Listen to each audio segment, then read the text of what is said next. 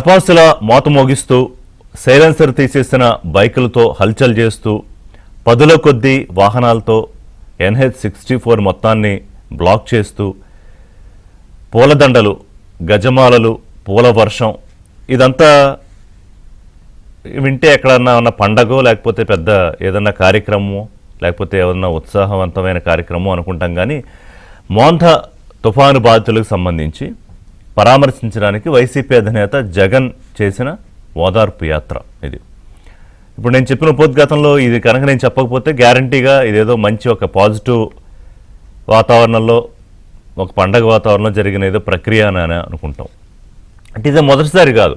ఇప్పుడు పోలీసులు పెట్టిన నిబంధనలు, అధికారులు ఇచ్చిన రూట్ మ్యాపు, వీటినన్నింటినీ కాదని అనేక సందర్భాల్లో వారు ఈ యాత్రలు చేశారు. కానీ ఓదార్పు యాత్రకి ఊరేగింపుకి ఏమిటి సంబంధం అనేది నాకు అర్థం కాల. ఇప్పుడు 500 మంది, 10 కార్లు, మంచి నెంబరే, అది పోలీసులు ఇచ్చిన అనుమతులు. ఎక్కడికక్కడ డబ్బులు ఇచ్చి తీసుకొచ్చిన వాళ్ళని ఆ హైవే మొత్తం మీద, అంటే ఇది మొత్తం కృష్ణా జిల్లా పామర్రు, పెడన, పలమనేరు ఈ స్ట్రెచ్లో జరిగిన పంట పొలాలకు సంబంధించి ఆయన చూసి రైతులతో పరామర్శించడం తప్పేం లేదు. ఆయన రావచ్చు, రైతులతో మాట్లాడవచ్చు. కానీ ఎప్పుడు తుఫాను వచ్చింది, వెళ్ళిపోయింది, తీరం దాటేసింది, 5 రోజులు, వారం రోజులు అయిపోయింది, అందరూ ఎవరి పనుల్లో వాళ్ళు పడిపోయిన తర్వాత వారికి ఎప్పుడు గుర్తొస్తే అప్పుడు వస్తే ఎలాగా? ఇప్పుడే కాదు, ప్రతి సందర్భంలోనూ ఆయన గుర్తొచ్చినప్పుడు వస్తారు, 2 గంటలు ఏదో ప్రెస్ మీట్ పెట్టి మాట్లాడతారు, వెళ్ళిపోతారు. ఈసారి ఇంకా ఇది ప్రెస్ మీట్తో అయ్యే వ్యవహారం కాదు కాబట్టి వచ్చారు జనాల్లోకి, పంట పొలాల్లోకి ఇచ్చి రైతులకి ఎలాగా పరిహారం ఇవ్వాలి, తుఫాను బాధితులకి ఎలాగా ఆదుకోవాలి, ఇవన్నీ చంద్రబాబు నాయుడికి వీరు పాఠాలు చెబుతున్నారు. గతంలో జగన్మోహన్ రెడ్డి గారు అధికారంలో ఉన్నప్పుడు 5 ఏళ్ళు, అప్పట్లో కూడా తుఫాన్లు వచ్చాయి. తుఫాన్ ఏమి ఒక ముఖ్యమంత్రి ఉంటే వస్తాయి, ఒక ముఖ్యమంత్రి ఉంటే రావనేం లేదు కదా. ఈయన చెప్పిన లెక్క ఏంటంటే 18 నెలల్లో 16 విపత్తులు వచ్చాయి, కరువులు వచ్చాయి, తుఫాన్లు వచ్చాయంటే ప్రకృతికి తెలియదు కదా ఎవరు ముఖ్యమంత్రి ఎవరు కాదు అని. వాటి పని అవి చేసుకుంటూ పోతాయి. మన పని మీద ఏం చేయాలో ఆలోచించాలి. సో ఈయన పంట గురించి ఏం మాట్లాడారు, పంట నష్టం ఏంటి, ప్రభుత్వం మీద విమర్శలు ఏంటి, దాని గురించి మాట్లాడే ముందు ప్రస్తుతం మనం చూస్తున్న విజువల్స్లో అది ఎవరైనా మీరు చెప్పండి, ఒక పంట నష్టానికి సంబంధించి ఒక తుఫాను వచ్చిన తర్వాత రైతుల్ని పరామర్శించడానికి ఒక పార్టీ అధినేత, మాజీ ముఖ్యమంత్రి వెళ్లే తీరదేనా? భారీ కాన్వాయ్లు వేసుకుని పదుల కొద్ది 70-80 వెహికల్స్ అని పోలీసులు లెక్కలు చెప్తున్నారు. కానీ చూస్తే ఇంకా చాలా ఎక్కువ వెహికల్స్ కనిపిస్తున్నాయి. ఎందుకంటే ఎక్కడికెక్కడ ఆ హైవేల్లోకి ఊళ్ళు రాగానే సబ్వేల్లోంచి వెహికల్స్ జాయిన్ అవుతూ వచ్చాయి. అలాగే అప్పటిదాకా కూర్చున్న జనాలు అలా రోడ్ల మీదకి వస్తూ ఉన్నారు. ఆ రోడ్డు మీద ప్రయాణికులు అగచాట్లు, అంబులెన్స్లు ఆగిపోయాయి. గతంలో కూడా మీకు గుర్తుంటే అంబులెన్స్ ఆగిపోయి పాపం సాయి తేజ ఎవరో పిల్లాడి పేరు నాకు గుర్తులేదు, అతను చనిపోయాడు. 22 ఏళ్ళు 23 ఏళ్ళ కుర్రాడు, ఆ అంబులెన్స్కి దారి లేక. ఇప్పుడు అదే పరిస్థితి. అయితే అదృష్టవశాత్తు ఈసారి కార్ల కింద ఎవరూ పడి చనిపోలేదు, జగన్ గారి కాన్వాయ్ కింద ఎవరూ పడి. అంటే ఏంటి, ఒక ఓదార్పుకు పరామర్శకు వెళ్ళడానికి ఇంత హడావుడి, ఇంత రాద్ధాంతం ఎందుకు? ఈ బల ప్రదర్శనలు ఏంటి?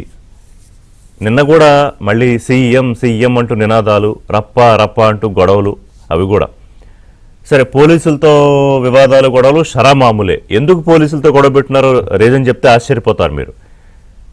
మాజీ ఎమ్మెల్యే పామర్రు, మాజీ ఎమ్మెల్యే అనిల్ కుమారు, అలాగే పేర్ని కిట్టు, వీడు గొడవలు దేనికో తెలుసా?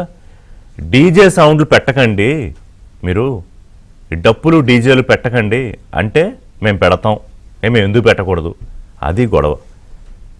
ఎవడన్నా డీజేలు డప్పుల సౌండ్లతో పరామర్శ యాత్రకి వెళ్తారా? మినిమం కామన్ సెన్స్ కదా అది.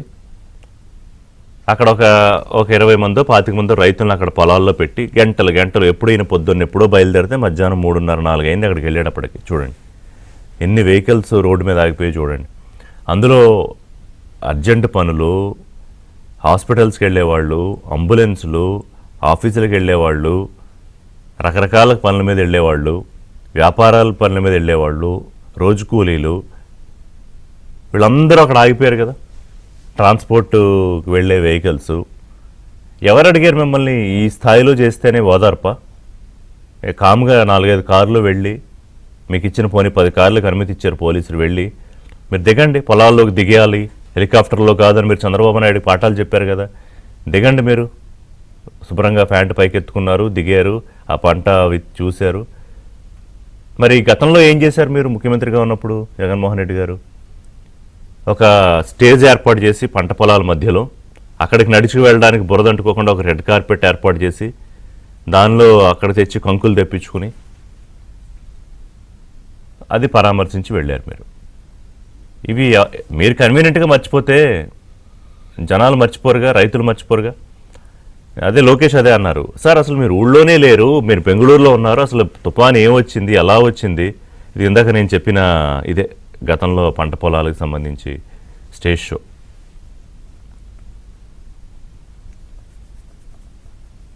లోకేష్ గారు అన్నారు, మీరు అసలు తుఫాన్ వచ్చినప్పుడు ఇక్కడ లేరు, బెంగళూరులో ఉన్నారు, ఎలా వచ్చింది, ఏం చేశాం మేము, ఆర్టీజీఎస్లో ఎంతసేపు మానిటర్ చేశాము, చంద్రబాబు నాయుడు ఏం చేశారు, నేనే, ఇవన్నీ మీకు తెలియదు సార్, మీరు ఊరికే వచ్చి ఇప్పుడు ఏదో మాట్లాడి వెళ్ళిపోతారేంటి అని.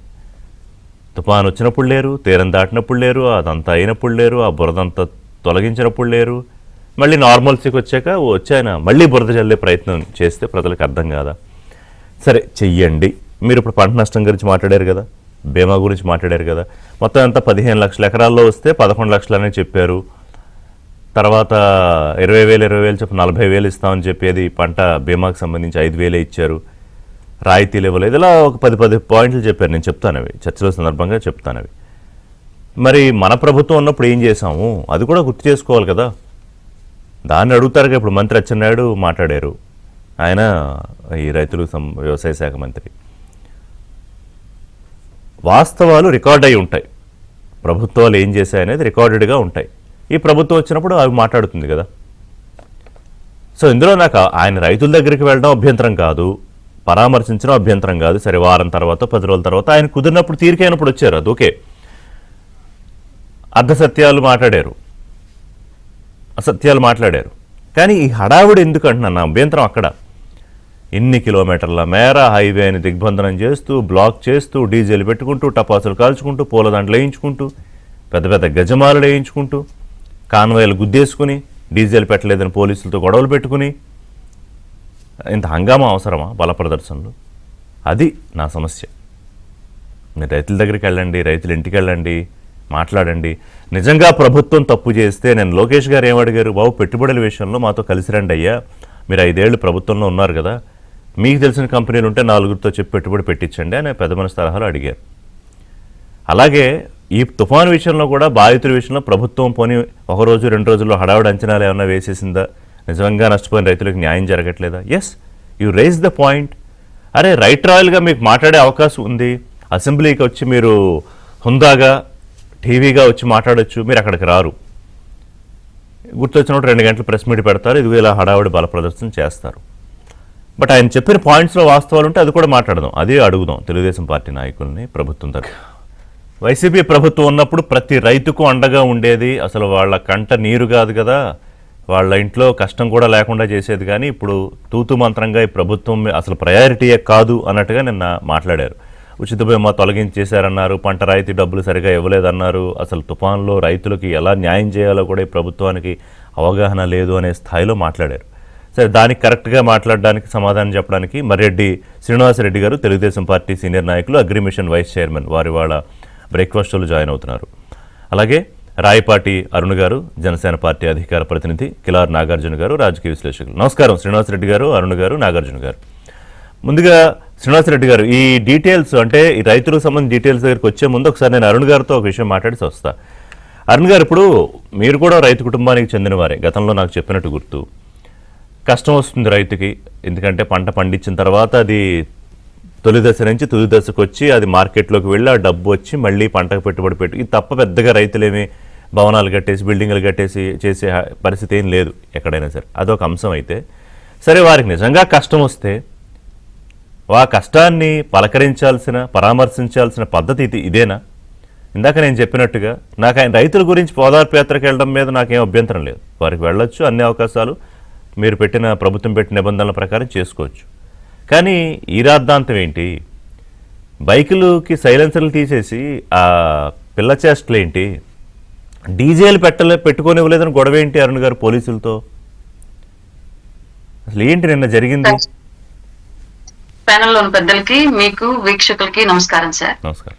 జగన్మోహన్ రెడ్డి గారు రాష్ట్ర ప్రజలకి ఏదైనా ఆపద వచ్చినప్పుడు వచ్చి అండగా నిలబడాలి అనేటువంటి ఉద్దేశం కన్నా కూడా ప్రభుత్వం మీద ప్రజలు అసంతృప్తిగా ఉన్నారు, అందుకే జగన్ వచ్చినటువంటి ప్రతిసారి జనం తండోపతండాలుగా వస్తున్నారు అనేటువంటి ఒక విధానాన్ని ప్రజల్లోకి పంపించాలి అనేటువంటి బలమైనటువంటి ఉద్దేశంతో ప్రతిసారి కూడా ఏ పరామర్శకు వచ్చినా సరే బల ప్రదర్శన చేసేటువంటి ప్రయత్నం అయితే చేస్తున్నాడు సార్. అంటే ఇక్కడ జగన్మోహన్ రెడ్డికి బల ప్రదర్శన ఏ సందర్భంలో చేయాలి, పరామర్శ ఎలా చేయాలి, బాధితులను ఆదుకోవడానికి ఏ క్రైటీరియా ఫాలో అవుతూ వెళ్ళాలి, అక్కడికి వెళ్ళిన తర్వాత మన యొక్క బాడీ లాంగ్వేజ్ కానివ్వండి, మన మాట తీరు కానివ్వండి, మన హావభావాలు కానివ్వండి ఎలాగ ఉండాలి అనేటువంటి మినిమం నాలెడ్జ్ కూడా జగన్మోహన్ రెడ్డికి లేదు. అంటే అతనికి నిజంగానే బాధితుల యొక్క బాధ ఎలా ఉండిద్ది అనేది అతనికి తెలియదు. చిన్నప్పటి నుంచి అతనికి ఆ వెర్షన్ అనేది తెలియకుండానే పెంచారేమో అతని తల్లిదండ్రులు అని చెప్పేసి అయితే మనం జరుగుతున్నట్టు ఈ సంఘటనలను బేస్ చేసుకొని అప్పుడు తెలియకపోవచ్చు, ఆయన వ్యాపారవేత్తగా ఉన్నప్పుడు తెలియకపోవచ్చు, కానీ ఆయన రాజకీయాల్లోకి వచ్చారు, పార్టీ పెట్టారు, ముఖ్యమంత్రి అయ్యారు, ఇప్పుడు ప్రతిపక్షంలో ఉన్నారు, ఇప్పుడు కూడా తెలియదంటే ఎలా తెలియదు అనుకుంటే? అంటే ఆయనకి ఇన్బిల్ట్ రాలేదు సార్. దాన్ని మనం ఏం చేద్దాం? ఇప్పుడు ఆయన ప్రతిసారి చూడండి, ఎవరైనా మరణించినప్పుడు పార్థివ దేహం దగ్గరికి వెళ్ళేసి మనకి ఎంత దూరపు వ్యక్తులైనా అసలు తెలియని వ్యక్తులైనా సరే మన చుట్టుపక్కల ఉన్నటువంటి వాతావరణానికి మనకు కనెక్ట్ అవుతాం. గంభీరంగా బాధాకరమైన వాతావరణంలో ఉన్నప్పుడు కూడా ఈయన స్మైల్ ఇచ్చేస్తాడు. అదొకటి ఆయనకు ఉన్నటువంటి చేతగానితనమా, ఆ భావాలను ఎలా రిసీవ్ చేసుకోవాలో తెలియని తనమా, లేదంటే అదొక సైకోయిజం అనేది మనకు కూడా తెలియదు, అది నిజంగానే వాస్తవంగా తెలియదు. అలాగే బంగారుపాళ్యం సిచ్యువేషన్ కూడా చూడండి, మీరు ఇదే కాదు, ఇప్పుడు మీరు ఇది మాట్లాడుతున్నారు, నేను అవనగడ్డ కృష్ణా డిస్ట్రిక్ట్ సంబంధించి మాట్లాడుతున్నారు, మీరు బంగారుపాళ్యం విషయం కూడా చూసినట్లయితే అక్కడ కూడా సేమ్ ఇలాగే రైతుల యొక్క మామిడికాయలు ట్రాక్టర్లతో కింద పోయించి తొక్కించుకుంటూ వెళ్ళి అక్కడ కూడా బల ప్రదర్శన చేసి వేరే వేరే ఊర్ల నుంచి బస్సులతో తరలించేసి గందరగోళం క్రియేట్ చేశారు అక్కడ కూడా. అదైతే మాకు కష్టాలు తీరిపోయాయన్నా కూడా బలవంత పరామర్శ అది. అవును, బలవంత పరామర్శ. ఆల్రెడీ సమస్యలు ఉన్నప్పుడు రాడు, అతనికి భయం, సమస్యను డైరెక్ట్ గా ఫేస్ చేయాలంటే అతనికి భయం. ఎందుకంటే మన తుఫాన్ జరిగినప్పుడు అతను వచ్చాడు, ఎప్పుడు ఆయనకి ఎయిర్లైన్స్ క్లియరెన్స్ ఇచ్చాక వచ్చారు, బెంగళూరు నుంచి వచ్చారు. వచ్చిన రోజు ఎందుకు వెళ్ళి పరామర్శించలేదు? నిజంగా ఆ రోజు ప్రజలు ఇబ్బందుల్లో ఉన్నారు, గవర్నమెంట్ పనిచేస్తున్నప్పటికీ కూడా తుఫాను ప్రభావం ఇంకా కొనసాగుతూనే ఉంది కాబట్టి ఈయన కోసం ఎదురు చూసేటువంటి ఆయన చెప్తూ ఉంటాడు, ఎప్పుడు 40% ఓటు బ్యాంక్ నాకు ఈవీఎం లో నమోదైందని చెప్పేసి చెప్తూ ఉంటాడు. ఆ 40% ఓటు బ్యాంక్ ఉన్నటువంటి ప్రజల్లో ఎవరో ఒకళ్ళు ఈ తుఫాను ప్రభావిత ప్రాంతాల్లో ఇబ్బందులు ఉండొచ్చు. ఆయన కూటమిలో ఉన్నటువంటి లేదంటే మిగతా ప్రజానికం కోసం కాకపోయినా అతని పార్టీకి ఓటేసినటువంటి ప్రజల కోసం, కార్యకర్తల కోసం అయితే నిజంగానే ఆ రోజు బాధల్లో ఉన్నప్పుడు వెళ్ళుంటే బాగుండేది, అందరం కూడా హర్షించదగ్గ విషయంగా ఉండేది. అది ఒక ప్రతిపక్ష నేతగా ప్రజలు ప్రతిపక్షం ఇవ్వకపోయినప్పటికీ కూడా విపక్ష నేతగా అతని డ్యూటీ అతను కరెక్ట్ గా చేశాడు ప్రజల కోసం. జగన్ గవర్నమెంట్ లో ఉంటే జనాల్లోకి రాడు, కానీ ప్రతిపక్షంలోనూ విపక్షంలోనూ పెడితే ఖచ్చితంగా జనాల్లోనే ఉంటాడు, ఆపదున్నప్పుడు జనం దగ్గరే జగన్ ఉంటాడని చెప్పేసి ఏదైతే వాళ్ళు డప్పు కొట్టుకుంటున్నారో ఆ డప్పుకి కనీసం కొంతైనా సార్థకత లభించేది. కానీ పూర్తిగా తుఫాను ప్రభావం అంతా వెళ్ళిపోయిన తర్వాత ప్రజలు పూర్తిగా ఇళ్లకు వెళ్ళాక గవర్నమెంట్ యంత్రాంగం యుద్ధ ప్రాతిపదికన ఎన్యూమరేషన్ చేసి ఒక ప్రాంతానికి ఎన్ని ఎకరాల నష్టం వచ్చింది, ఆ ఎకరాల్లో 30% నష్టం ఎన్ని ఎకరాలు జరిగింది, ఎబో 30% ఎంత జరిగింది, దాని క్యాలిక్యులేషన్ కూడా వేసుకొని జీవ అంటే కొన్ని జంతువులు కొన్ని చోట్ల పశువులు అవి మరణించి వాటికి సంబంధించినటువంటి గణన అంతా కూడా పూర్తయిపోయి కలెక్టర్ ఆఫీసుల నుంచి ప్రభుత్వానికి నివేదిక కూడా వెళ్లి రాష్ట్ర గవర్నమెంట్ నుంచి కేంద్ర గవర్నమెంట్ కూడా నివేదిక కూడా వెళ్ళిన తర్వాత వచ్చి జగన్మోహన్ రెడ్డి పరామర్శించడం అనేది నిజంగానే ఏదో అంటారు, ఏరు దాటిన తర్వాత తెప్ప తగిలేశారని చెప్పేసి ఒక సామెత ఉంటుంది. అట్లా సమస్య అంతా పోయిన తర్వాత వచ్చి ఇతను మాట్లాడేది నిజంగానే అతని రాజకీయ అవగాహన లోపానికి ఒక ప్రతీకగా కనిపించింది తప్ప వేరే ఇంకే విధంగా కనిపించలేదు. సరే వచ్చాడు చూడండి, వచ్చినప్పుడు క్లియర్ గా లాస్ట్ పార్లమెంట్ సమావేశాల్లో మీరు కనుక గమనించినట్లయితే లాస్ట్ జూన్ 25 పార్లమెంట్ సమావేశాల్లో రాజస్థాన్ లో నౌహర్ పార్లమెంట్ కు సంబంధించిన పార్లమెంట్ సభ్యుడు హనుమాన్ బేనివాలా అనే ఎంపీ పార్లమెంట్ సమావేశాల్లో కేంద్ర వ్యవసాయ శాఖ మంత్రిని ప్రశ్నించారు. దేశవ్యాప్తంగా రైతులకు జరుగుతున్నటువంటి ఫసల్ బీమా యోజనకు సంబంధించి కేంద్రం ఏం చేస్తోంది, దీనికి సంబంధించి లాభ నష్టాలు ఏంటి అనేటువంటి ఒక క్వశ్చన్ వేసినప్పుడు ఇప్పుడున్నట్టు కేంద్ర వ్యవసాయ శాఖ మంత్రి గారు క్లియర్ గా చెప్పారు, ఏమని, గత ప్రభుత్వం 3 ఏళ్ల పాటు, గత ప్రభుత్వం మీన్స్ ఇక్కడ వైసీపీ గవర్నమెంట్ ఆంధ్రప్రదేశ్ లో అధికారంలో ఉన్నప్పుడు ఓన్లీ ఆంధ్రప్రదేశే కాదు వివిధ రాష్ట్రాల గురించి కూడా ప్రస్తావిస్తూ అందులో భాగంగా ఆంధ్రప్రదేశ్ గురించి ప్రస్తావించి ఆయన చెప్పినటువంటి ఆన్సర్ ఏంటంటే 3 ఏళ్ల పాటు ఫసల్ బీమా యోజనకు సంబంధించినటువంటి బీమా డబ్బులు కూడా కేంద్ర ప్రభుత్వానికి కట్టకపోయినప్పటికీ కూడా రాష్ట్రం యొక్క భారాన్ని కూడా కేంద్రమే భరించి కట్టింది రైతుల కోసం. తర్వాత మేము వడ్డీ వేసి మరి రాష్ట్ర ప్రభుత్వాల దగ్గర వసూలు చేసుకుంటామేమో, కానీ అది తర్వాత విషయం. కానీ ప్రస్తుతం రైతులను ఇబ్బంది పెట్టడం ఇష్టం లేక కేంద్ర ప్రభుత్వమే ఆ భారాన్ని కూడా భరించింది అని చెప్పేసి అశుద్ధం అంటించి కొట్టినట్లుగా జగన్మోహన్ రెడ్డి గవర్నమెంట్ రైతుల పట్ల వ్యవహరించిన నిర్లక్ష్యాన్ని పార్లమెంట్ సాక్షిగా బహిర్గతం చేశాడు కేంద్ర వ్యవసాయ శాఖ మంత్రివర్యులు. కానీ ఈ రోజు నిన్న ఆయన మాట్లాడుతున్న మాటలు వారి యొక్క అధికార ఛానల్, వాళ్ళ సాక్షి ఛానల్లో కానివ్వండి, వారి యొక్క అనుకూలమైనటువంటి యూట్యూబ్ ఛానల్స్ లో కానీ ప్రసారం జరిగేటువంటి కొన్ని వీడియోలు నేను చూశాను సార్ క్లియర్లీ.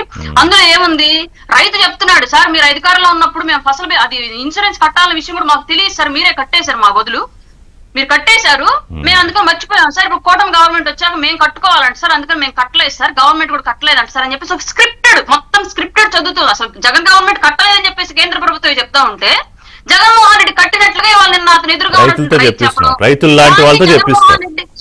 అవును, జగన్మోహన్ రెడ్డి దాన్ని ఇంకా ఎలాబరేట్ చేస్తూ, అవును అప్పుడు నేను చూసుకున్నాను అంతా, మన గవర్నమెంట్ లో మీకు 40,000 వచ్చాయి, 18,000 వచ్చాయి, ఇలా రకరకాల డప్పు ఎక్కడొచ్చినాయి.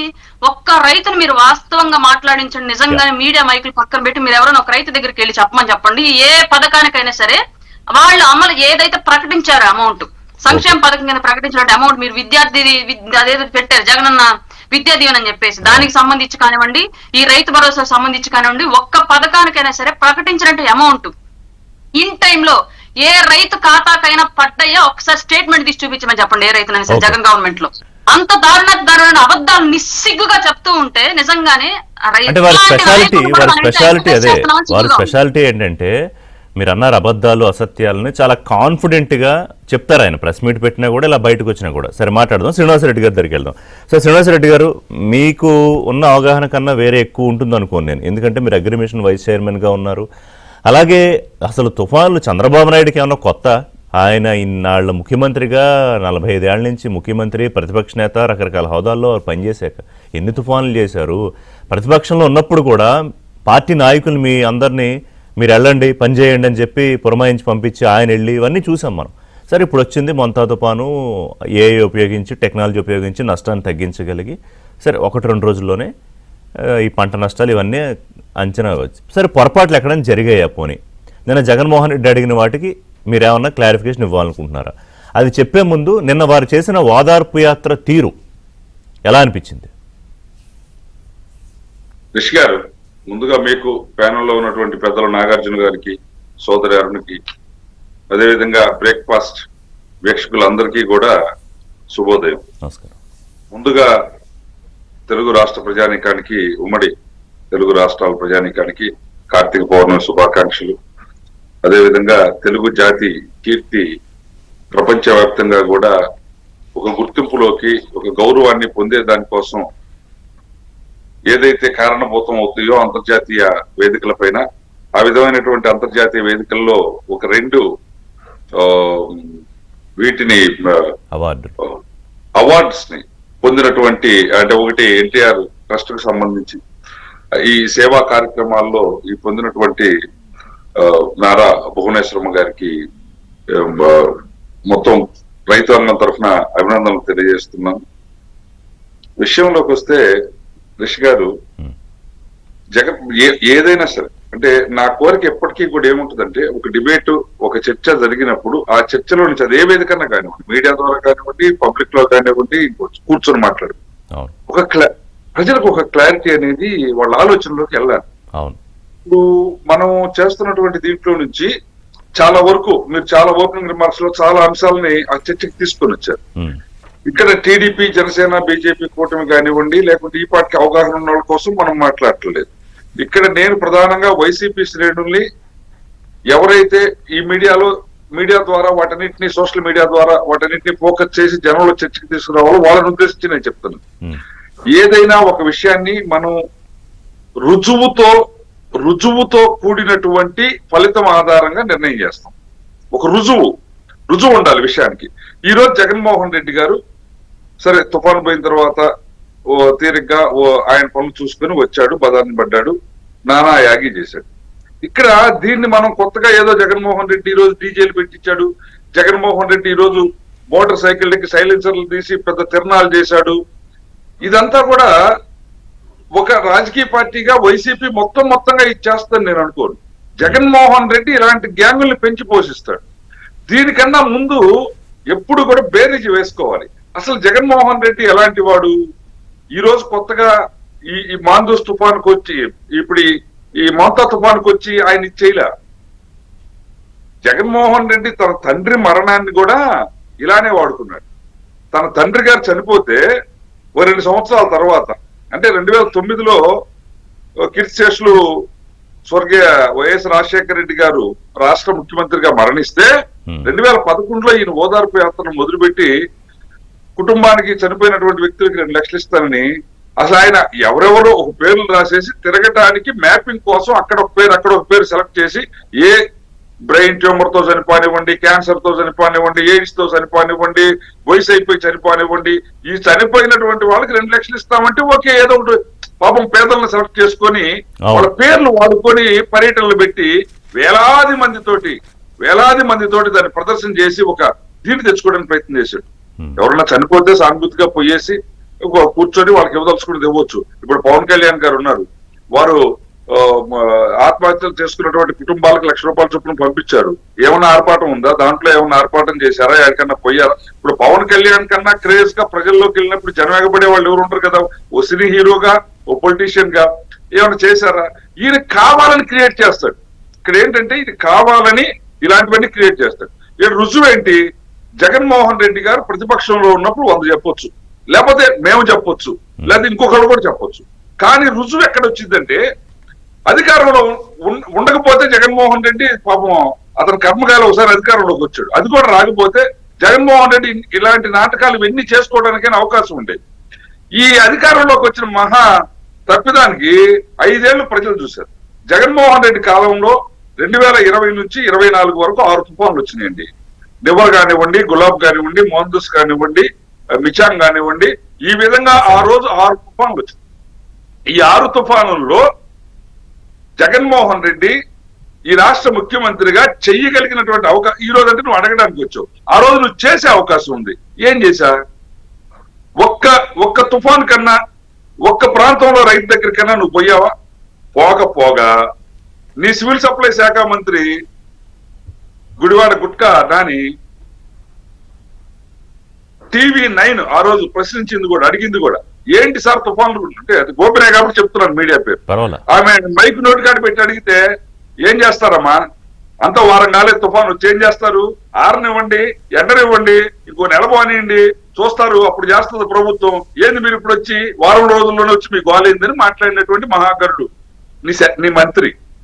నీ ఇంకో సివిల్ సప్లై శాఖ మంత్రి కారుమూరి నాగేశ్వరరావు మాట్లాడాడు, సార్ మిచాంగ్ తుఫాన్ వచ్చింది, మీరు కొనుగోలు కేంద్రాలు ప్రారంభించలేదు, మీరు ఏప్రిల్ వరకు కూడా కొనుగోలు కేంద్రాలు ప్రారంభించకపోవడం వల్ల ఏప్రిల్ 24, 25 తేదీల్లో వచ్చిన తుఫాను మార్చిలో మొదలు పెట్టుకోవాల్సినటువంటి రబీ ధాన్య సేకరణ నెల 15 రోజులు ఇంకా మీ అసమర్థత వల్ల చేయకపోవడం వల్ల మేము నష్టపోయామని చనువుతోటి ఆ పార్టీ నాయకుడిగా ఒక కార్యకర్తగా ఉన్న వ్యక్తి పోయి అడిగితే, ఒరే ఎరిపప్ప, వర్షాలకు మేమేం చేస్తాంరా, వర్షాలు మాకేం సంబంధం రా అని చెప్పి మాట్లాడినటువంటి మహాగనులు నీ శాఖలో ఉన్నారు, నీ మంత్రులుగా ఉన్నారు, నువ్వు నియమించావు.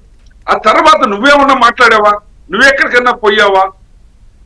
పింఛన్ అనేది కొట్టుకుపోయింది, డ్యామ్ అన్నమయ్య డ్యామ్ పింఛన్ అనేది మీద నువ్వు పోయావు. ఓ పెద్ద స్టేజ్ వేసి ఆ స్టేజ్ మీద నుంచొని డాక్రా మహిళల్ని నీ పార్టీకి సంబంధించిన వాళ్ళని తీసుకొచ్చి ఈ తుఫాన్ రావడం మాకు చాలా ఆనందం అన్నట్టుగా చెప్పించావు. అంటే ఆ చెప్పించేటువంటి ఆలోచన చేసేదాంట్లో కూడా కనీస పరిజ్ఞానం లేదు నీ స్క్రిప్ట్ రాయించేటువంటి వాళ్ళకి. అక్కడ 42 మంది గల్లంతైపోయారు, వేలాది పశువులు పోయినాయి, కొట్టుకొని పోయినాయి. దాన్ని కూడా ఒక ఆహ్లాదకరమైనటువంటి వాతావరణంలో పిక్నిక్ లాగా మార్చి మాట్లాడావు. ఈ రాష్ట్రంలో నువ్వు పంటలు దెబ్బతిన్నప్పుడు ప్రభుత్వం అది నాయకత్వం, ఆ ప్రభుత్వంలో ఉన్నటువంటి అధినేత ధైర్యాన్ని ఇవ్వాలి. చంద్రబాబు నాయుడు గారు ముఖ్యమంత్రిగా ఉన్నప్పుడు హుద్దు వచ్చింది, తిత్లీ వచ్చింది, లేదు వీళ్ళకి గుర్తుందో లేదో, ఆ రోజుకి జగన్మోహన్ రెడ్డి రాజకీయాల్లో ఉన్నాడో లేదో నాకు తెలియదు, కానీ మేము అప్పుడు విద్యార్థి నాయకులుగా ఉన్నాం. 1996, 97 సంవత్సరాల్లో వచ్చినటువంటి ఆ ఎకనమిక్ ఇయర్ లో వచ్చినటువంటి హరికేన్ తుఫాన్ కి బాతులు కూడా తినేటువంటి పరిస్థితి లేదు ధాన్యాన్ని. అలాంటి ధాన్యాన్ని కూడా ప్రభుత్వం సేకరించి రైతులు ఆదుకున్నటువంటి చరిత్ర చంద్రబాబు నాయుడు గారికి ఉంది. 96, 97లో ఎక్కడ 96? ఆ 96 డిసెంబర్ ఆ ప్రాంతంలో వచ్చింది. 96 ఎక్కడ? ఈ రోజు 25, అంటే కరెక్ట్ గా 30 సంవత్సరాల క్రితమే రైతాంగానికి ఏ విధంగా అండగా నిలవాలి ప్రభుత్వాలు అనే దానికి ఒక పాసలు చూపించారు. ఈ రోజు కృష్ణా గోదావరి జిల్లాల్లో మీరు తెలుసుకోండి రిష్ గారు, ఆ రోజు బాతులు కూడా తెరవు ఆ ధాన్యాన్ని అని చెప్పి పెద్ద చర్చ.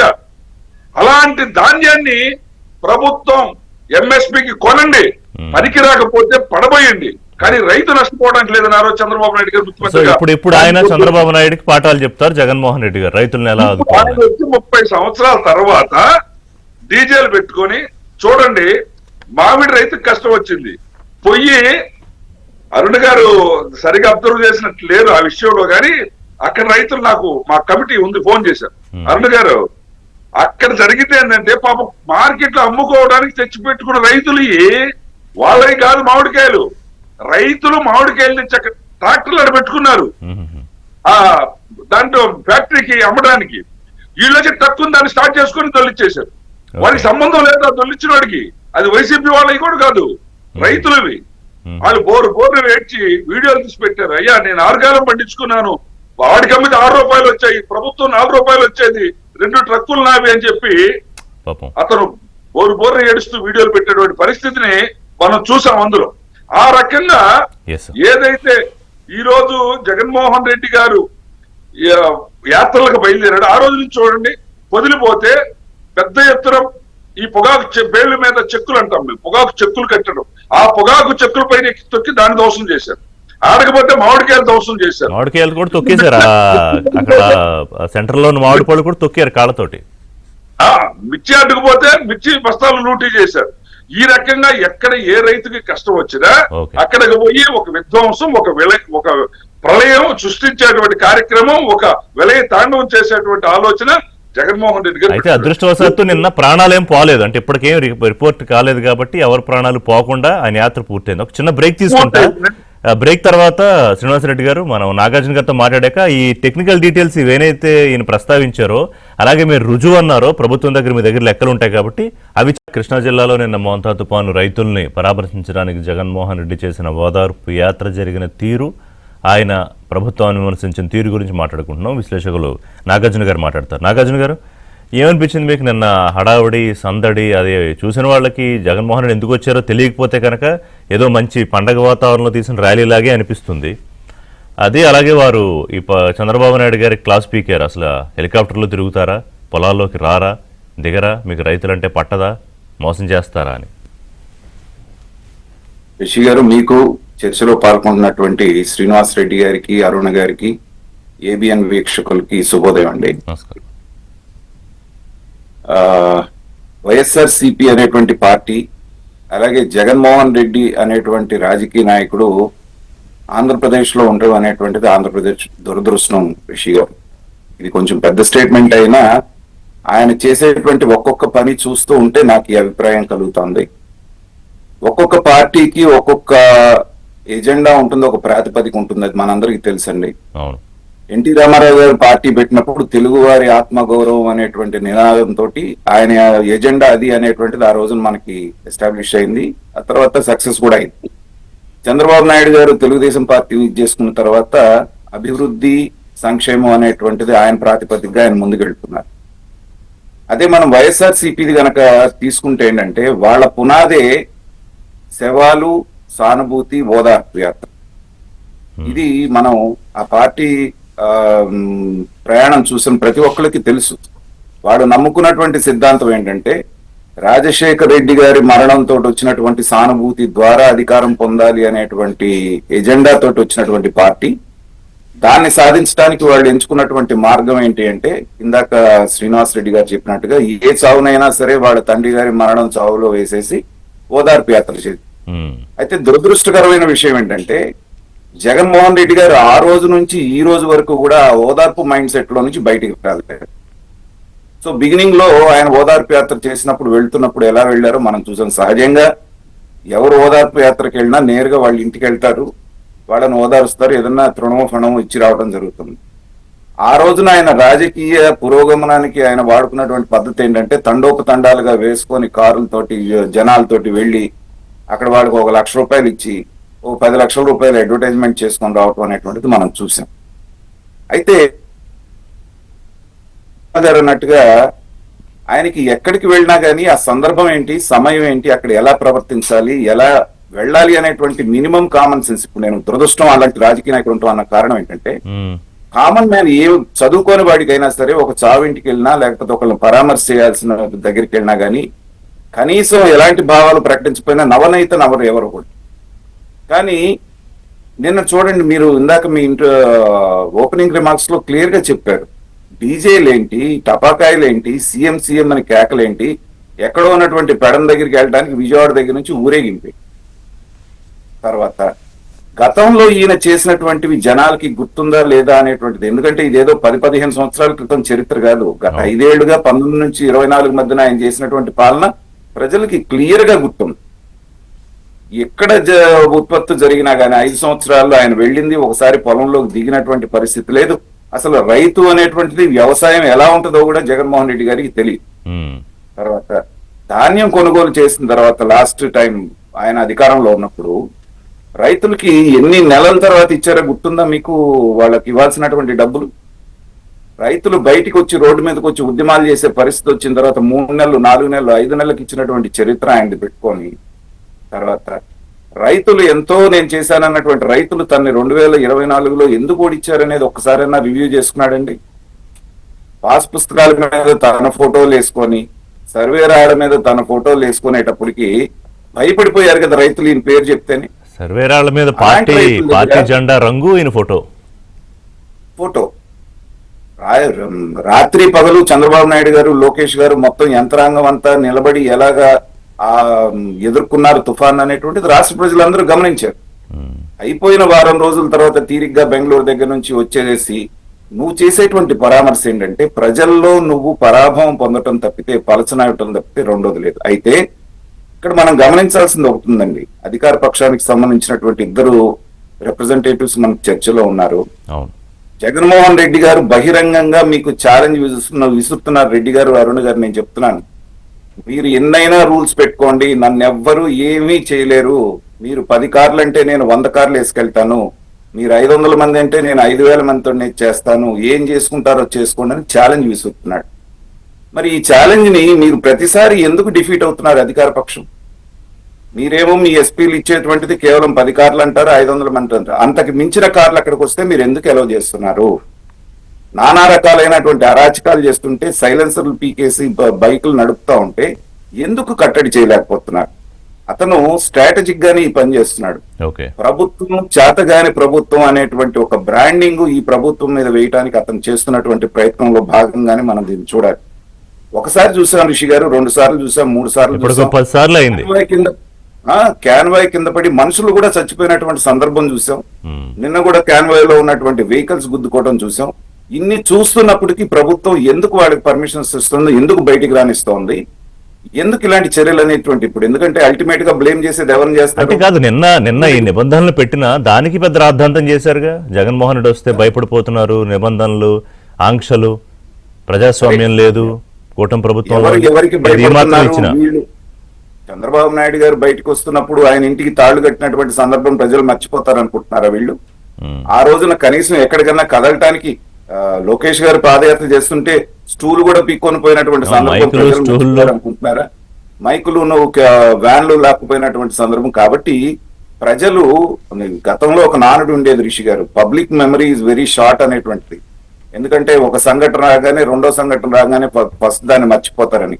కానీ గత 5 సంవత్సరాలుగా వచ్చినటువంటి ఈ సోషల్ మీడియా విప్లవం మూలన మీరు 20 ఏళ్ల తర్వాత అయినా మీరు మాట్లాడిన మాట, మీరు చేసినటువంటి ప్రతి పని అక్కడ రికార్డ్ అయి ఉంటుంది. అవును, మీరు ఒక అబద్ధం ఆడారు అంటే దానికి సంబంధించి 4 వీడియోలు నిమిషాల్లో పోస్ట్ అవుతుంది. కాబట్టి గతంలో ఈయన రైతులను ఎలా పరామర్శించారో ఇందాక పెద్దలు ఎవరో మెన్షన్ చేశారు. ఒక స్టేజ్ వేసి దాని మీద ఈయన నుంచుంటే కుళ్ళిపోయినటువంటి పంటను తీసుకొచ్చి ఈయనకి చూపిస్తే ఈయన దాన్ని ముట్టుకోనట్టుగా చేస్తే, ఇది రైతుల పట్ల ఆయనకున్నటువంటి ఆపేక్ష. కాబట్టి ఆయన వెళ్లి పరామర్శించడం అనేటువంటిది ఏంటంటే దెయ్యాలు వేదాలు వల్ల ఇచ్చినట్టుగా ఉంటుంది. కానీ మరొకసారి నేను చెప్తున్నాను, ఇది విమర్శ కాదు, ప్రభుత్వం గమనించాల్సినటువంటి విషయం. ఎందుకంటే పదే ఇదే రకంగా మీరు అతన్ని అలౌ చేస్తే ఏంటంటే ప్రభుత్వ వైఫల్యంగా కనిపించేటువంటి అవకాశం ఉంది.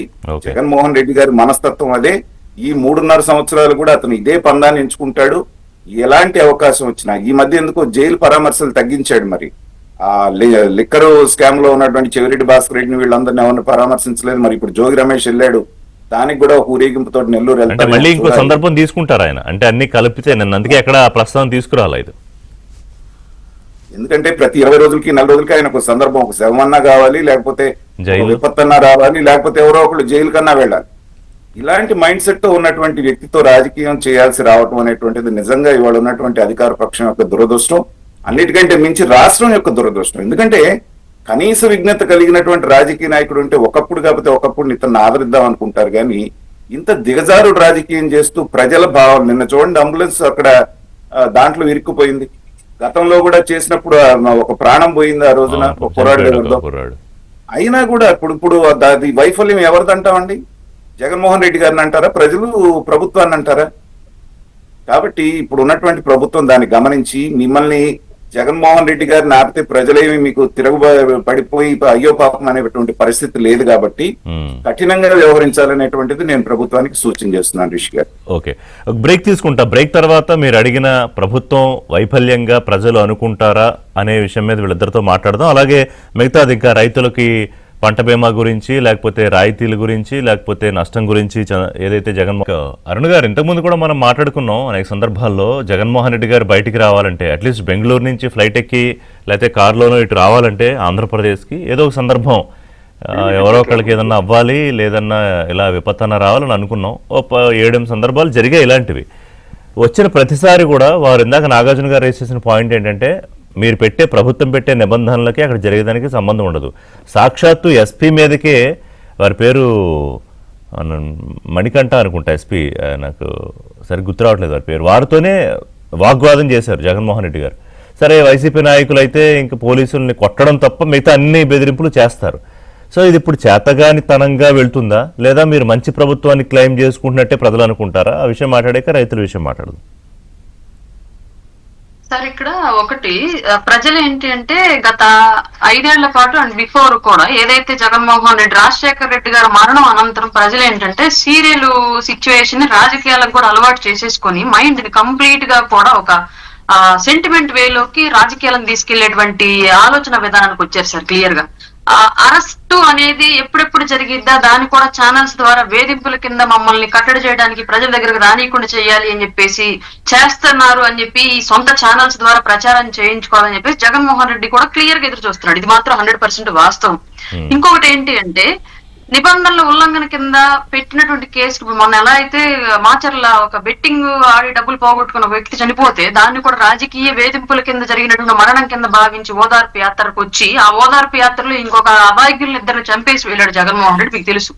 ఆ కేసు కూడా ఆ రోజు అతను క్లియర్ గా సింగయ్య అనే వ్యక్తి జగన్మోహన్ రెడ్డి కారు కింద పడి చనిపోతే వేరే వ్యక్తి ఎవరో వచ్చి నేను ఆ కార్ ని యాక్సిడెంట్ చేసింది, అతను తొక్కించింది నేను అని చెప్పేసి ఇంకొకళ్ళు వచ్చి స్టేషన్ లో కార్ నప్పచెప్పి మరి మేమే అది చేసిందని చెప్పేసి చెప్పినటువంటి సంఘటనలు మనం చూసాం. అంటే ఇక్కడ నేరాన్ని కూడా నెత్తినేసుకొని నటించేటువంటి రాజకీయ నాయకులు పెరిగిపోయారు వ్యవస్థలు. ఇప్పుడు జగన్మోహన్ రెడ్డికి పెట్టేటువంటి నిబంధనల ఉల్లంఘన కింద కూడా ఎవరి మీద జగన్మోహన్ రెడ్డి మీద కేసు కట్టినా ఇంకోటి చేసి దాన్ని కూడా సింపతి వేలో క్రియేట్ చేసుకుని ప్రజల్ని మ్యానిపులేట్ చేసేటువంటి ప్రయోగాలే చేస్తారు తప్ప ఇక్కడ ఎక్కడో కూడా ప్రజలు రియలైజ్ అయ్యే సిచ్యువేషన్ కనిపించట్లేదు. తప్పు కదా అని ఆలోచించే ఒకవేళ తనకు సింపతి వచ్చేది మీకు నష్టం జరుగుతుంది అనుకున్నా కూడా చట్ట ప్రకారం ప్రభుత్వం పోలీసులు ఏం యాక్ట్ చేయాలో అదైతే చెయ్యాలి కదా. డెఫినెట్ గా సార్ ఇది 100% కూడా మనం 10 కార్లకు అనుమతి అంటే 10 కార్లే ఉండాలి. అక్కడ 10 కార్లు నంబర్లతో సహా 70 కార్లు లెక్క పెట్టిన పోలీసులు చెప్పిందే 70 కార్లు. బట్ నేను మధ్యలో చూసిన కార్లు చూస్తే 100 కార్లు 150 కార్లు ఉంటాయి. అవి రిషి గారు, అరుణ గారికి ఒక చిన్న ప్రశ్న అండి. అరుణ గారు ఇప్పుడు మీరు ప్రజలు ఏమనుకుంటారు అనేటువంటి పాయింట్ ఆఫ్ వ్యూలో ఆలోచిస్తున్నారు, వేధింపులు అనుకుంటున్నారు కానమ్మా, ప్రభుత్వాన్ని మీకు తీసుకొచ్చి అంత పెద్ద ఎత్తున మీకు అధికారం కట్టబెట్టింది ఎందుకంటే గత 5 సంవత్సరాల్లో లా అండ్ ఆర్డర్ అనేది లేకుండా పోయింది కాబట్టి చట్టాన్ని స్ట్రిక్ట్ గా అమలు చేయమని. ఇప్పుడు మీరు సింపతి వస్తుందేమోననేటువంటిది ఇప్పుడు నిజంగా అక్కడ సాక్ష్యాధారాలు ఉన్నాయి, ఆయన కాన్వాయ్ కింద పడ్డట్టుగా, ఆయన నిర్లక్ష్యం మూలానే ఇదే అయినట్టుగా జగన్మోహన్ రెడ్డి గారి మీద కేసు ఎందుకు కట్టట్లేదు? ఎవడో వచ్చి లొంగిపోతే అక్కడ మీకు సాక్ష్యం ఉంది కదా. అలా ఉన్నప్పటికీ వేరే వాడు వచ్చి లొంగిపోయారని మీరు వదిలేస్తే ఏంటంటే ఈ ప్రభుత్వం భయపడుతుంది అనేది కానీ లేకపోతే చేతగాని ప్రభుత్వం అనేటువంటిది ప్రజల్లోకి వెళ్ళదంటారా?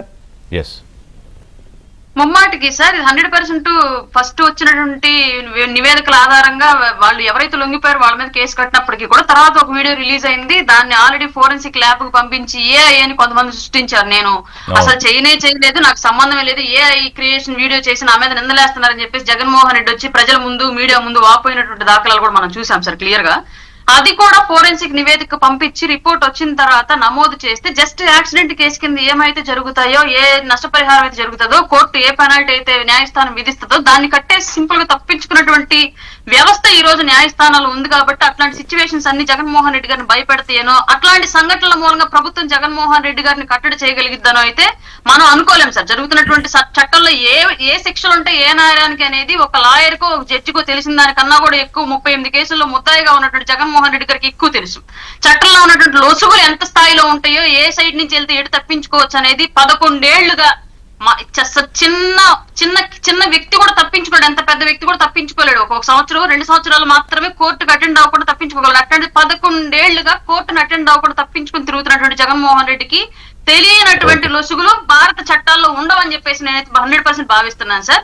అంత బలంగా చట్టాల్లో ఉన్నటువంటి లోపాలను లొసుగులను ఉపయోగించుకోగలిగినటువంటి వ్యక్తి కాబట్టి వాళ్ళ ఆంధ్రప్రదేశ్ ప్రభుత్వం కఠినంగా వ్యవహరించినప్పటికీ కూడా దాన్ని కూడా ఏదో ఒక రకంగా మసిపూసి మారేడికాయ చేసి కూటమి ప్రభుత్వం మీద బురద జల్లేటువంటి ప్రయత్నమే చేస్తాడు తప్ప అతను చేస్తున్నటువంటి తప్పులు తెలుసుకునేటువంటి వ్యక్తి అయితే జగన్మోహన్ రెడ్డి కాదు సార్. ఓకే అరుణ్ గారు, మీ ప్రభుత్వంలో జరుగుతుంటే మీ ప్రభుత్వంలో రైతులకు భరోసా లేదు, నేనున్నప్పుడు రైతులకు భరోసా ఉండేది అన్నాడు. మరి అంత భరోసా ఉంటే 11 సీట్లే ఎందుకు ఇచ్చారు? ఆయన ఎప్పుడు సెల్ఫ్ గోల్ వేసుకుంటాడు కాబట్టి అది మర్చిపోయాడు. సో ఈ భరోసా కూడా ఏంటి? మీకు ఈ విషయం క్లియర్ గా తెలుసో లేదో నాకు తెలియదు సార్. తిత్లీ తుఫాన్ మీకు తెలుసు, ఫనీ తుఫాన్ మీకు తెలుసు. ఇవన్నీ కూడా జగన్మోహన్ రెడ్డి గారి గవర్నమెంట్ లో ఉన్నప్పుడే వచ్చాయి. ఏ రోజు కూడా రైతుల దగ్గరికి వెళ్లి తిత్లీ తుఫాన్ జగన్మోహన్ రెడ్డి ఉన్నప్పుడు కాదు, అంతకుముందు చంద్రబాబు నాయుడు గారు ఉన్నప్పుడే వచ్చిందండి. హుద్హుద్ సార్ అప్పుడు జగన్మోహన్ రెడ్డి గారి టైంలో కూడా తుఫాన్లు వచ్చాయి, చాలా వచ్చాయి. అసని తుఫాన్ వచ్చింది, ఇందాక శ్రీనివాసరెడ్డి గారు చెప్పిన తుఫాన్లు వచ్చాయి. తుఫాన్ పేరు గుర్తులేదు, కానీ పొరపాటును కూడా రైతుల దగ్గరికి వెళ్ళి నేరుగా రైతుల దగ్గరికి వెళ్ళి కానివ్వండి, లేదంటే తుఫాన్ ఎఫెక్టెడ్ ప్రాంతాల్లో ఉన్నటువంటి ప్రజల దగ్గరికి వెళ్ళి కానివ్వండి, నేరుగా జగన్మోహన్ రెడ్డి ఇప్పటి వరకు పరామర్శించాల. పైగా మనం ఎప్పుడు చూడనటువంటి ఒక గొప్ప సంఘటన జగన్మోహన్ రెడ్డి గారి టైంలోనే చూసాం. పంట పొలాల్లో సెట్ వేసి సెట్ దగ్గరికి ఆ నష్టపరిహారం నష్టం జరిగినటువంటి రైతుల్ని పిలిపించి పంటను కూడా చేలో నుంచి తీసుకొచ్చి పెడితే దూరంగా ఏదో అంటరాని వస్తువుని తాకినట్లుగా చూసినట్లుగా చూసి దాన్ని అంచనా వేసి వెళ్ళి రైతులకి ఎంతవరకు నష్టపరిహారం అందించాడు అనేది వాళ్ళకైనా సరే జగన్మోహన్ రెడ్డి పూర్తిగా చెప్పగలిగితే సంతోషం. నా టైంలో ఇంత నష్టం జరిగింది, దానికి నష్టపరిహారం కింద నేను రైతులకి ఇన్ని ఎకరాలకి ఇంత అమౌంట్ అని చెప్పేసి కేంద్రం నుంచి నిధులు కానివ్వండి, రాష్ట్రం నుంచి నిధులు కానివ్వండి నేను తీసుకొచ్చి ఇచ్చానని చెప్పేసి నిన్న మీడియా సమావేశంలో అతను కనుక చెప్పి హ్యాపీగా ఫీల్ అయి ఉండేవాళ్ళమ్మా. కానీ అదేమి జరగల. ప్రభుత్వాన్ని నిందించాడు, రైతులను నమ్మించాడు, వంచాడు. గత 5 ఏళ్ల పాటు అతను చేసినటువంటి వంచనను మరిపించేటువంటి ప్రయత్నమే చేశాడు తప్ప అతను చేసినటువంటి విషయం ఏంటి అనేది ఇప్పుడు కూడా చెప్పనటువంటి వ్యక్తి జగన్మోహన్ రెడ్డి. ఈ రోజు అలా జరగల. క్లియర్ గా ఆల్రెడీ కేంద్రానికి నివేదిక వెళ్ళిపోయింది. ఏమి పంటలకు సంబంధించి 829 కోట్ల రూపాయల నష్టం, రోడ్లకు సంబంధించి 2079 కోట్ల రూపాయల నష్టం, ఆక్వాకు సంబంధించి 5,265 కోట్ల రూపాయలు తుఫాన్ ప్రభావిత ప్రాంతాల్లో నష్టం జరిగింది అని చెప్పేసి కేంద్రానికి కూడా రాష్ట్ర ప్రభుత్వం నివేదిక ఇచ్చేసింది ఆల్రెడీ. యుద్ధ ప్రాతిపదికన జిల్లాలకు కూడా ఉన్నటువంటి దాన్ని కూడా ఆయన తప్పుపట్టాడు. ఒక రోజులోనే మీరు మొత్తం చేసేస్తారా? అసలు మీకు తెలుసా ఎలా చేయాలో అధికారులకి మీకు? సమస్య ఏంటంటే సార్, జగన్మోహన్ రెడ్డి గారికి చంద్రబాబు నాయుడు గారు పవన్ కళ్యాణ్ గారికి ఉన్నటువంటి గ్యాప్ వేరియేషన్ ఏంటి అంటే జగన్మోహన్ రెడ్డి గారి ప్రభుత్వంలో అన్ని పనులు సజ్జలే చేయాలి, అంత క్రెడిట్ జగన్మోహన్ రెడ్డికే రావాలి. బట్ ఇక్కడ చంద్రబాబు నాయుడు గారు పవన్ కళ్యాణ్ గారు అండర్ కంట్రోల్ నడుస్తున్నటువంటి ఇవాళ బీజేపీ యొక్క ఆధ్వర్యంలో నడుస్తున్నటువంటి ఈ కూటమి ప్రభుత్వంలో సమస్య ఏంటంటే సార్, ఎవరి పని వాళ్ళు చేసేస్తారు. జిల్లా కలెక్టర్ పని చేసేస్తాడు, ఆర్డీఓ పని చేసేస్తాడు, ఎంఆర్ఓ పని చేసేస్తాడు, విఆర్ఓ పని చేసేస్తాడు. ఇమ్మీడియట్ గా నివేదికలు తెప్పించుకోవడంలో కానివ్వండి, సమస్య వస్తే ఆ సమస్యను యుద్ధ ప్రాతిపదికను ఎదుర్కోవడంలో కానివ్వండి, సక్సెస్ఫుల్ గా ఉద్యోగులతో పని భయపెట్టైనా సరే బ్రతిమాలైనా సరే 100% ఇన్ టైమ్ లో చేయించగలిగినటువంటి సత్తా చంద్రబాబు నాయుడు గారికి ఉంది. గతంలో నిరూపించుకున్నారు, ఇప్పుడు కూడా నిరూపించుకున్నారు ఆయన. ఇదే తుఫాను గనక ఆంధ్రప్రదేశ్ కర్మకాలి జగన్మోహన్ రెడ్డి టైంలో గనక ఈ స్థాయిలో తుఫాను గనక వచ్చుంటే ఎంత మంది మృతదేహాలను పరామర్శించడానికి మనం వెళ్లాల్సి వచ్చేదో నిజంగానే తలుచుకుంటేనే భయం వేస్తుంది సార్. కానీ ఇవాళ ప్రాణ నష్టం 0. స్వయంగా సాక్షి పత్రికలో కూడా రాసినటువంటి అన్ని న్యూస్ పేపర్లు, అన్ని న్యూస్ ఛానల్లో వచ్చినటువంటి న్యూస్ ఏంటి అంటే నష్టపరిహారం ఏమన్నా కొంచెం అటు ఇటుగా అమౌంట్ ఫిగర్లు మారుతుందేమో, ప్రతి చోట ప్రకటించినటువంటి విషయం ఏంటి అంటే ప్రాణ నష్టం 0. అదే గనక జగన్మోహన్ రెడ్డి టైంలో జరిగి ఉంటే ఎంత విధ్వంసం జరిగి ఉండేదో మీరు ఒకసారి గమనించుకోండి. శ్రీనివాసరెడ్డి గారు, ఇక నిన్న ఆయన చెప్పిన టెక్నికల్ అంశాలు అంటే పెట్టుబడి సాయంగా మీరు 20,000 ఇస్తా ఉన్నారు, 2 ఏళ్లకు 40,000 ఇవ్వాల్సి ఉంటే 5,000 ఇచ్చారు, ఉచిత బీమా లేదు. సరే, యూరియా గురించి కూడా మాట్లాడారనుకోండి, గతంలో మాట్లాడిన అంశాలే. ఇవాళ తుఫాను నష్టం అంచనాకు ఒకరోజు సమయం ఇచ్చి తూతు మంత్రంగా అసలు 15 లక్షలు ఉంటే ఎకరాల్లో పంట నష్టం అయితే దాన్ని 11 లక్షలు ఇంకా తక్కువ చూపించారు. అసలు చంద్రబాబు నాయుడు అనే ఆయన పొలాల్లోకి దిగితే కదా తెలిసేది, హెలికాప్టర్లో ఒక రౌండ్ కొట్టి వెళ్ళిపోతాడా అని ఇంకా కొన్ని అంశాలు మాట్లాడారు. మీరు కూడా నిన్న వినే ఉంటారు, ఎంతంత పర్సంటేజ్ అయితే ఎంతంత పర్సంటేజ్ నష్టం చూపించారు అని. సో దీనికి చెప్తారా మీరు నెంబర్స్తో సహా? రిషి గారు, నేను అందుకనే దీన్ని కంపారిజన్ చెప్తాను. 2000 అంటే ఇప్పుడు ఒక దానికి రుజువు కావాలి కదా. ఇప్పుడు 2 సంవత్సరంన్నర అయింది కాబట్టి సంవత్సరంన్నరలోది నేను పాయింట్ గా చెప్తాను.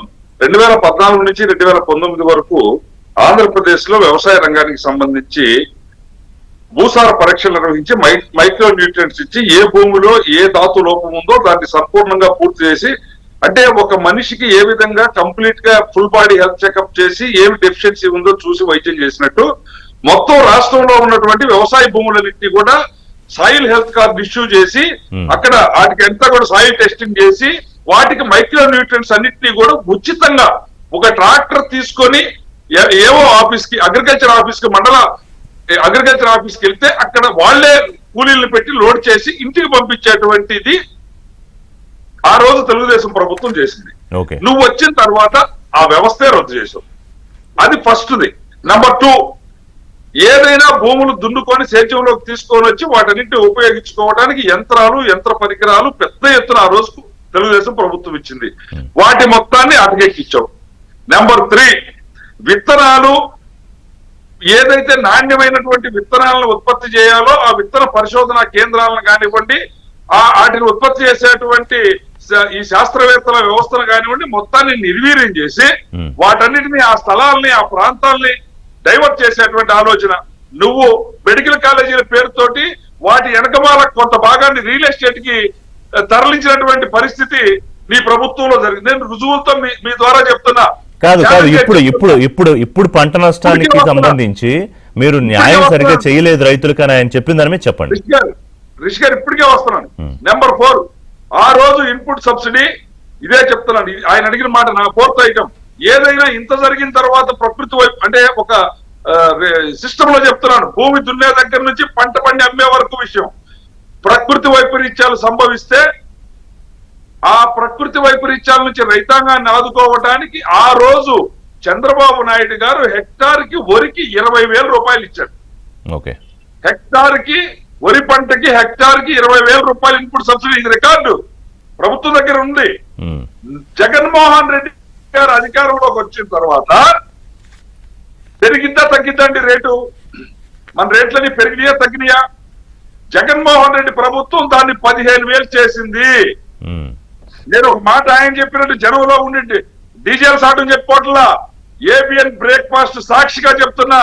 2014 తర్వాత క్రమంగా పెంచుకుంటా 2018కి వచ్చేసరికి ఇన్పుట్ సబ్సిడీ వరి పంటకి హెక్టార్కి 20,000 చేస్తే నువ్వు దాన్ని 15,000కు తగ్గించావు.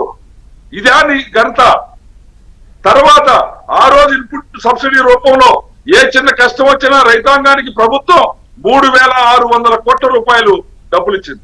నువ్వు అధికారంలోకి వచ్చిన తర్వాత అచ్చెన్నాయుడు ఒక మాట చెప్పారు, 15 లక్షల ఎకరాలకు ఏదో నష్టం వస్తే పెట్టుబడి సాయం 1,600 కోట్లే ఇచ్చారని. ఇప్పుడు మీరెంత ఇచ్చారో చెప్తే ప్రజలకు అర్థమవుతుంది పెట్టుబడి సాయం ఎంత ఇవ్వబోతున్నారు అనేది.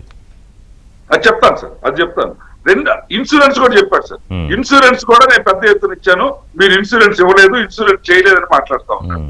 ఆ రోజు ఇన్సూరెన్స్ తెలుగుదేశం ప్రభుత్వం చంద్రబాబు నాయుడు గారు ఇన్సూరెన్స్ రూపంలో 4,008 కోట్ల రూపాయలు as per records agriculture records లో ఉంటుంది. 4,008 కోట్ల రూపాయలు ఇచ్చారు. నువ్వు వచ్చిన తర్వాత ఏం చెప్పావు? ఇన్సూరెన్స్ అంతా నేనే కడతాను, మీరేం చేయొద్దన్నావు. 3 సంవత్సరాలు ప్రధానమంత్రి ఫసల్ యోజన బీమా యోజనలో నువ్వు డబ్బులే కట్టలా. అది మేం చెప్పట్లా, కేంద్ర ప్రభుత్వ నివేదికలు పార్లమెంట్ ఆధారంగా కేంద్ర ప్రభుత్వ నివేదికల ప్రకారం చెప్పారు. తర్వాత నువ్వు కట్టింది కూడా ఎప్పుడు 590 కోట్లు సాక్షాత్తు చంద్రబాబు నాయుడు గారు నీ అసెంబ్లీలో కాదు. ఇప్పుడు ఒక క్లుప్తంగా అంటే ఇప్పుడు ఆయన చెప్పిన అసత్యాలు అయితే కనుక ప్రభుత్వం ఏం చేస్తుంది అనేది కూడా చెప్పాలి. ఇవన్నీ అసత్యాలు. ప్రభుత్వం ఈ రోజుకి ఏదైతే నివేదికలు వచ్చినాయో వాటి ఆధారంగా హెక్టార్ కి 25,000 రూపాయల చొప్పున ఈరోజు పెంచి మళ్ళీ Okay. జగన్మోహన్ రెడ్డి ఇచ్చిన దానికి 10,000 అదనంగా పెంచి 25,000 రూపాయల చొప్పున హెక్టార్ కి నష్టపరిహారం నాగార్జున గారు? ఇచ్చేటువంటి దానికి యా నాగార్జున గారు కంక్లూడ్ చేయండి. ఋషి గారు ఇప్పుడు విపత్తుని ఆదుకోవటంలో విపత్తు వచ్చినప్పుడు స్పందించడంలో చంద్రబాబు నాయుడు గారేంటి జగన్మోహన్ రెడ్డి గారేంటి అనేటువంటిది వాళ్ళ ట్రాక్ రికార్డ్ అనేది అందరికీ తెలిసిందేనండి. అవును, విపత్తు నివారణలో కానివ్వండి, అంటే వచ్చిన తర్వాత తదనంతర పరిణామాల్లో తీసుకునే చర్యల్లో చంద్రబాబు నాయుడు గారు భారతదేశంలోనే నంబర్ 1 అనేటువంటిది అందరికీ తెలిసినటువంటి విషయమే. కానీ ఏమవుతుందంటే దురదృష్టకరంగా జగన్మోహన్ రెడ్డి ఒక ఎజెండా ఫిక్స్ చేస్తున్నాడు, అధికార పక్షం దాని వెనకాల వెళ్ళి దాన్ని కడుక్కోవడంతో సరిపోతుందండి. ఇప్పుడు చూడండి, నిన్న ఆయన వెళ్ళిన దగ్గర నుంచి అన్ని ఛానల్స్ లో అన్ని వీటిల్లో చర్చ దాని గురించి మాత్రమే ఉంది. ఇలాగా గత సంవత్సరంన్నర నుంచి ఆయన ఎజెండా ఫిక్స్ చేస్తున్నాడు, మనందరం అదే ఎజెండా వెనకాల వీళ్ళు మాట్లాడుతున్నాము. టైం వేస్ట్ చేసుకోకుండా నేను రాష్ట్ర ప్రభుత్వానికి కూడా చెప్తున్నది ఏంటంటే, జగన్మోహన్ రెడ్డి గారు చేసేటువంటి అసత్య ప్రచారాలు లేకపోతే ఇలాంటి పర్యటనల్ని నమ్మేటువంటి పరిస్థితిలో ప్రజలు లేరు. రైట్. ఒకటి, మిమ్మల్ని అధికారంలోకి తెచ్చుకున్నటువంటి వాళ్ళు రాష్ట్రం బాగుపడాలన్నటువంటి న్యూట్రల్ ఓటర్స్, వాళ్ళు ఈ డ్రామాలు ఏవి నమ్మేటువంటి పరిస్థితి లేదు. కాబట్టి జగన్మోహన్ రెడ్డి మీద ఫోకస్ తగ్గించి Yes. వీలైన కాడికి మీ పని మీరు చేసుకెళ్తే ప్రజలు మిమ్మల్ని ఆదరిస్తారు. భయం అనేటువంటిది మానేయమంటున్నాను. అతనికి సానుభూతి వస్తుందేమో అనేటువంటి ఆలోచన ముందు మైండ్ లో నుంచి తీసేసేయండి. రైట్. అతను ఫలానా చర్య చేసినప్పుడు మీ ప్రతి చర్య ఖచ్చితంగా ఉండాలని చూద్దాం ఇప్పుడు అతను చెప్పిన దాని మీద వీళ్ళు కౌంటర్ ప్రభుత్వం వైపు నుంచి ఏమొస్తుంది. థ్యాంక్ యూ నాగార్జున గారు. యా శ్రీనివాసరెడ్డి గారు, అరుణ్ గారు, ఇది వాళ్ళ బ్రేక్ఫాస్ట్.